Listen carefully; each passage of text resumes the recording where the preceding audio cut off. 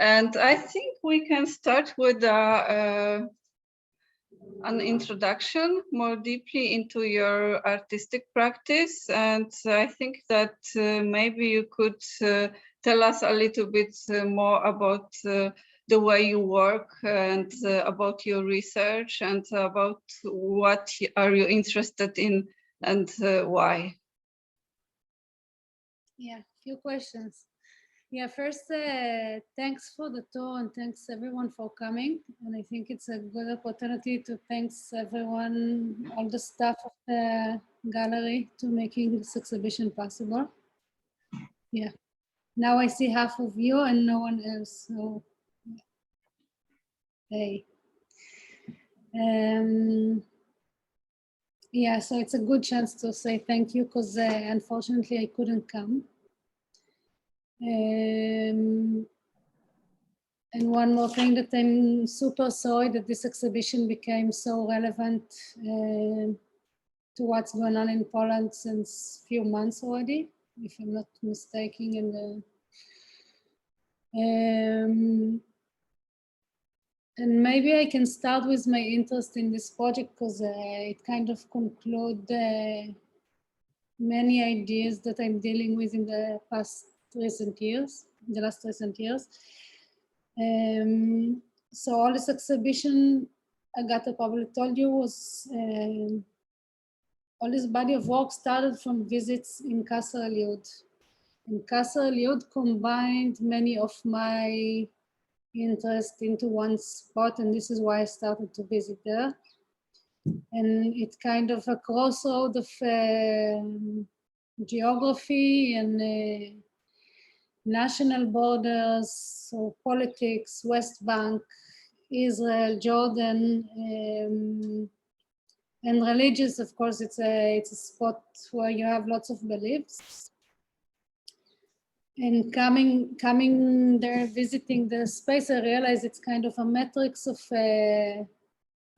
signs and symbols of even if I can talk about nationalistic ideas as beliefs. So I'm arriving there and I see all those signs and symbols, and I'm asking myself about representation and how much we project our beliefs on elements or objects. And I'm starting to see if I can remove things. So I see the border between Jordan and Israel as a float line, as an object that itself is moving with the current and changing its place. And it's kind of a lame, dirty object, and I'm asking if I can remove and replace. So of course I cannot remove without putting a new border instead, but also to remove this float line. It was like a long discussion of maybe over a year between the authorities. So the Qasr al-Yud, the baptizing site, is run by the National National Parks Authority. But because it's in the West Bank, it's runs by the civil, what is the title? Agata, do you remember? No.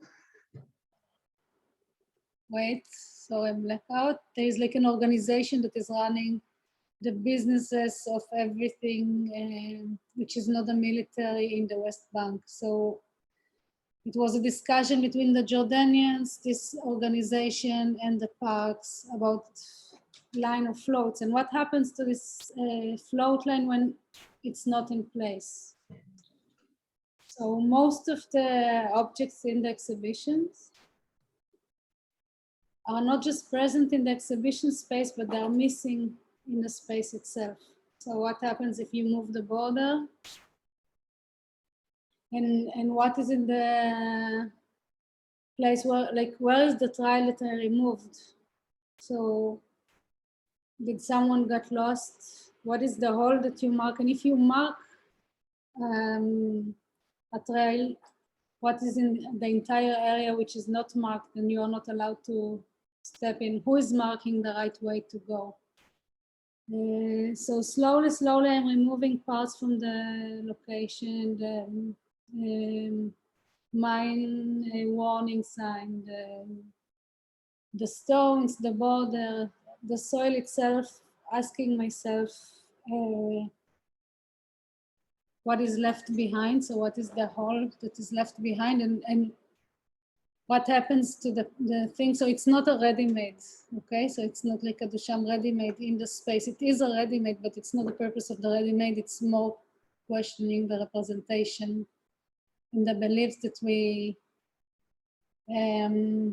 project on objects. So coming back to the Polish situation now, I'm thinking about borders and the consensus of people in believing in these lines. So using people in crossing the lines as a weapon to deal with political sanctions. Why does why do the people cannot cross this line? Because there is a belief in a border. And what else I found really interesting in Qasr al-Yahud, that it's a place which is contradicting itself all the time, but still existing. So I came back to Foucault, read a lot about heterotopias and how so many contradictions can live together. I think Israel in general is a country that is functioning this way, but Qasr al-Yahud is kind of emphasizing. Plus, it's behind the fence. So when you have a border, you also have buffer zones in Israel, at least. So there's a place where you cannot reach. And what is behind this place? Thinking about the soap and the mud, I created again this middle space, which is not reachable. So it's a locked space in between two functions and more.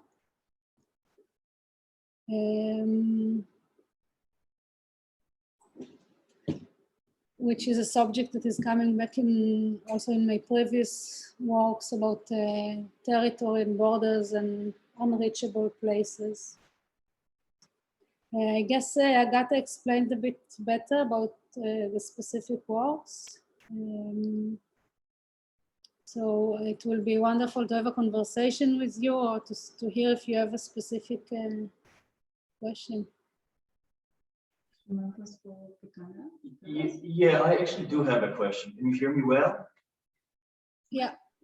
Come closer. Just don't think he's talking because you have Yeah, you just don't see the face. Hi, Ella. Thank you very much for finding time to meet with us. It's lovely to get to know you that way, and it makes it all the understanding of the exhibition much deeper as well. So I appreciate that. And when Agata was showing us your works, she mentioned that you replaced the line that you took from the river border with some other line that you brought. And I was wondering what made you actually replace the line with something else and repair the border. First, thanks a lot to you. It's my pleasure to be here, and thanks for coming and staying. It's fun. It brings me to a work that my partner was doing about the sign in Poland of the Arbeit macht frei. So he was making a piece about the reproduction of the Arbeit macht frei, because when you take out the sign, you can't leave the space empty. You had to have another version of the sign ready in case you had to take the original one off. So how can you take a border off where you have military from both sides, leaving the border empty? So it's quite a ridiculous thing, because the river and mainly the Jordan River is changing and shifting all the time. It's located on the Great Rift Valley. So there are a lot of layers of borders in this place. So this is the underground border, which is on a constant move. So the river is changing, and the countries decided about the place of the border, and they also have a committee that will come together every 5 years to change the river course if needed. If the river will naturally move and it wouldn't fit them, they will change it, they will repair it.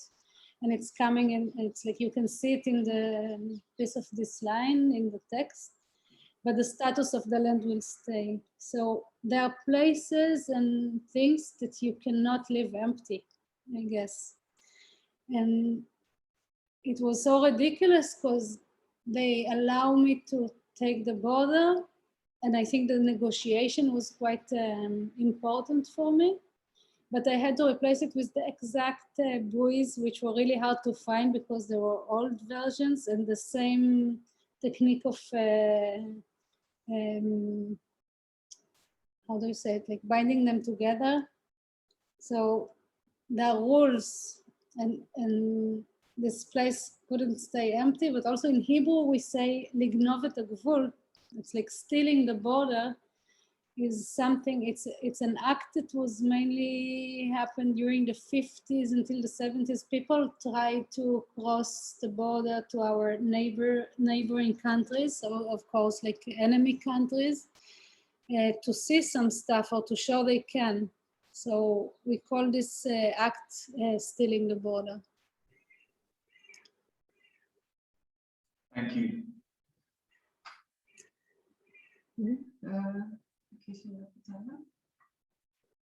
I have a question. I have a more general question. Mike from here speaking. I don't hear you very well. Do you hear me?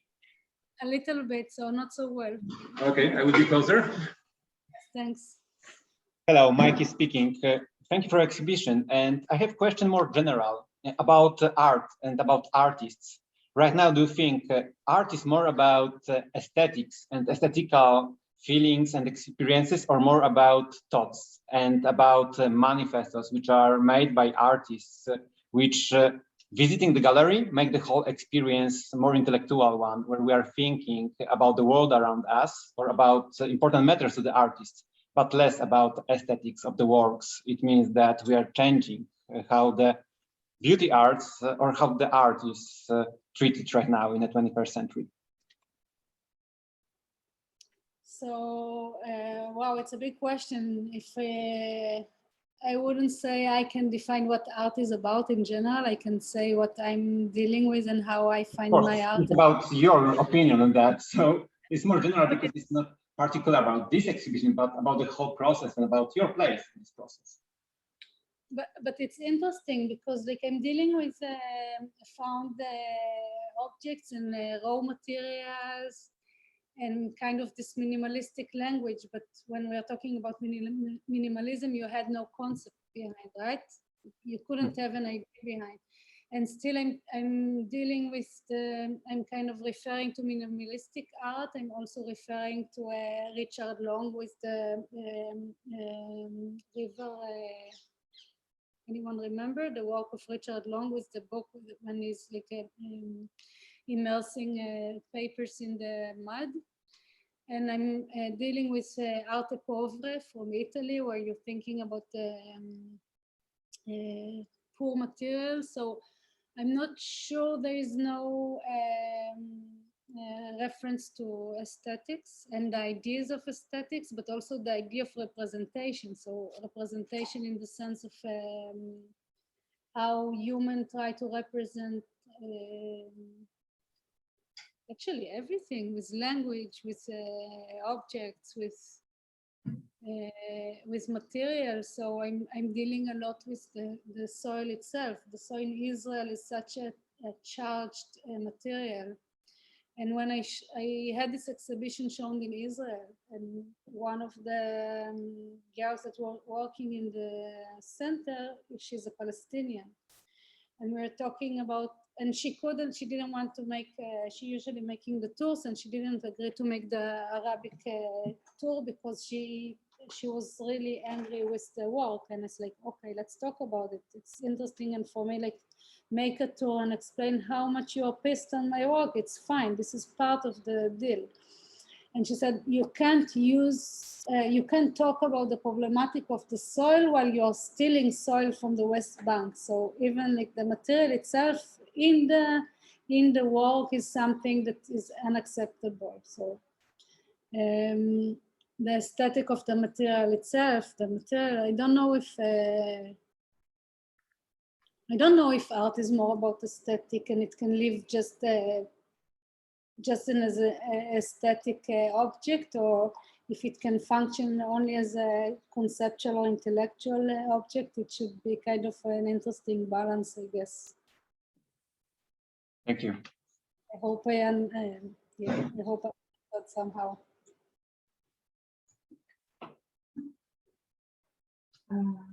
Czy jakieś pytania? Czy myślę, że dobrze na widzę to. Mam jeszcze jedno.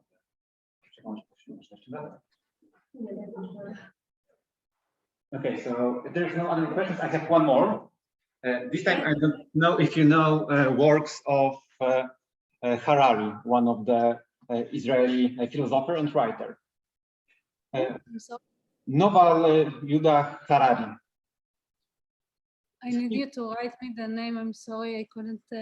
But Harari is a writer who made in his books like Homo Deus or Sapiens statement that what's important is real beings, sentient beings on the world, like animals, like human, which is part of the animal kingdom, but objects which are not feeling, like nations, countries.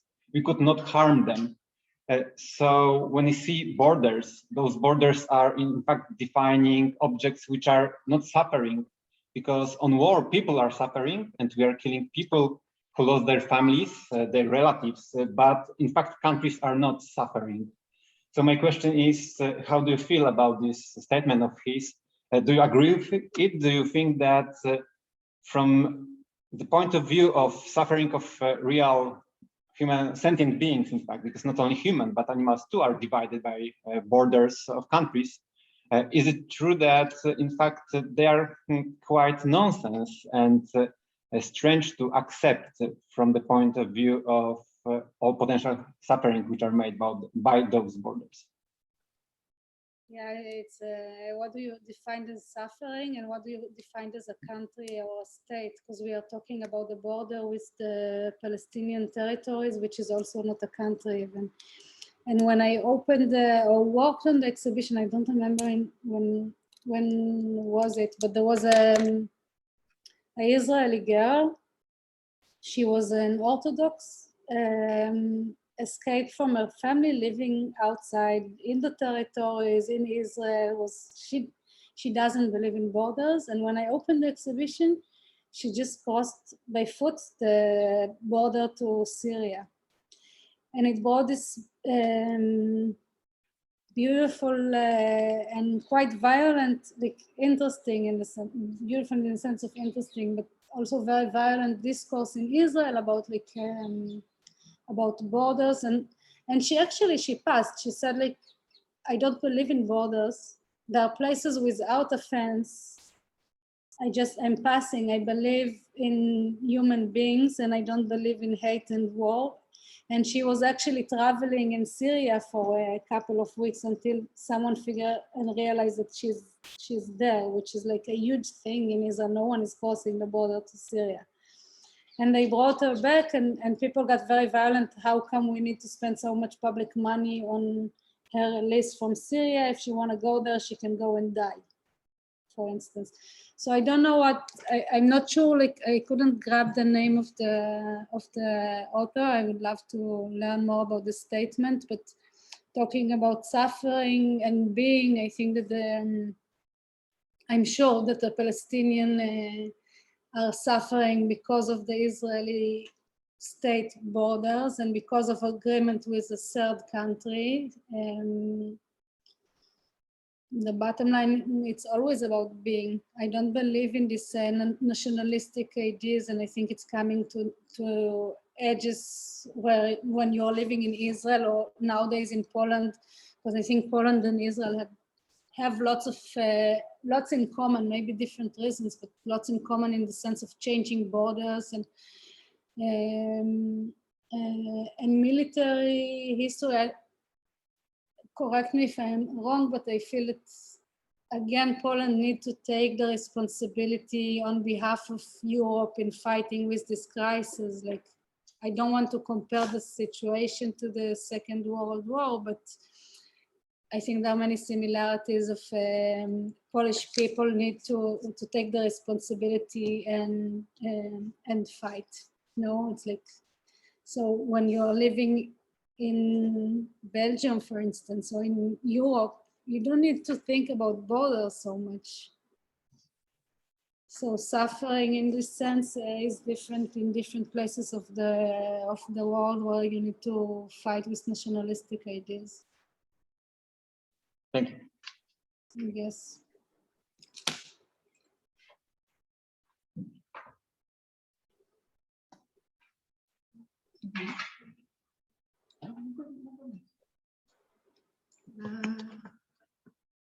Okay, Ella, thank you.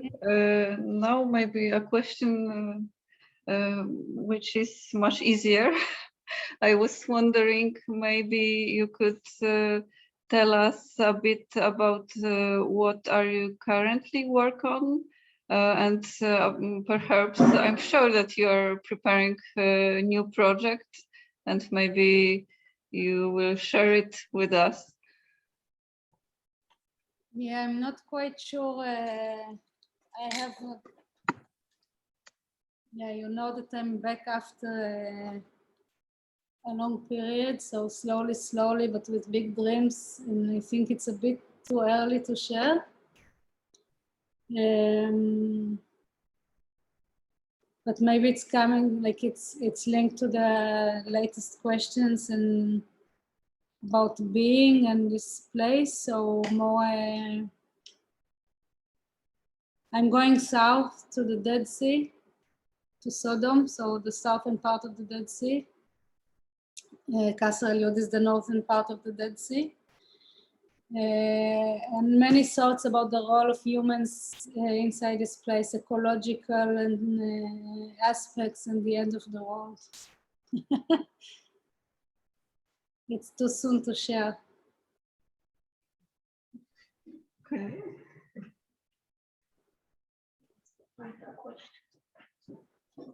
Hi Ella, can you hear me? It's Mika here. Nice to see you finally. Thank you for your show. It was a great pleasure to have it in the SIG gallery. So thank you so much. I have a question. You are an Israeli artist, so I assume that you have more privileges and more access to some territories. You are contesting and criticizing action of your country in a very intellectual way and in a very balanced way. But have you ever felt any consequences because of that? I actually felt consequences by not from Israel, so I never, of course, got any ministry prize or anything that support from the government, and many times I'm not even applying, or I apply because I know there is no chance, but I think it should be heard. But mostly I got, and you can see it in my previous work, I got a boycott as an Israeli artist. So living in Europe, I was living in Europe for 7 years, and I kind of faced harsh comments from the art world, which was quite surprising. And I think that the BDS is quite of a tricky thing, because a political or economical boycott is a very important tool, but when it is coming to a cultural or educational aspects, it's quite dangerous. So I was wondering if I will be always an Israeli artist, or if I can be an artist without representing this place, which mostly I don't have so much good thing to say about. And this is what brought me to make a piece that is called The Unknown Land of the South, which is a collection of soils from different countries that I'm not welcome in as an Israeli. And I was wondering if I can contact colleagues and friends abroad to make them, to see if they're willing to collaborate more than all, and ask them to send me a sample of soil. Because the art world is claiming to be so liberal and open, but it's not. It's not always. So most of the consequences came from abroad. Belgium is quite pro-Palestinian. I was living there, so I'm coming back to Belgium. So I got some boycott, or yeah, sometimes I can't get the help of the ministry, even with shipping or stuff. They can help because I don't want their money to be involved in. Or I cannot get the funding because I cannot put their logo on brochures, because people don't want to put the Israeli logo, the ministry, in their brochure. So inside Israel, it's a democratic country. So it's becoming a bit fascist, I would say, but it is democratic, and freedom of speech is still existing. But I would say that I'm dealing with political art. I'm dealing with the mechanism. I will never try to educate in my work, so to say what is wrong or not. I'm more questioning these mechanisms of belief. So I got on this exhibition, I got now a few right-wing Orthodox guys writing a very interesting review. Wow. Which I found amazing. Really appreciate it. So walking on a fine line. That's true. Thank you so much. Thank you.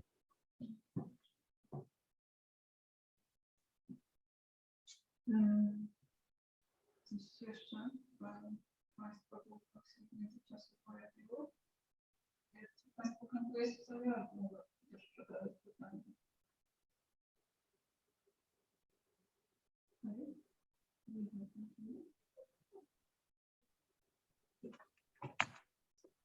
Okay, Ella, thank you so much. No more questions. So thank you so much for your time. It was wonderful to see you and to have this short conversation. Really, thank you. And yeah, we are in touch. Yeah, thank you, Agata, so much for making it all happen. It was really wonderful time, and it's really great and important exhibition. So thank you. Thank you so much. Thanks. Thank you. Bye, have a nice day. Thank you.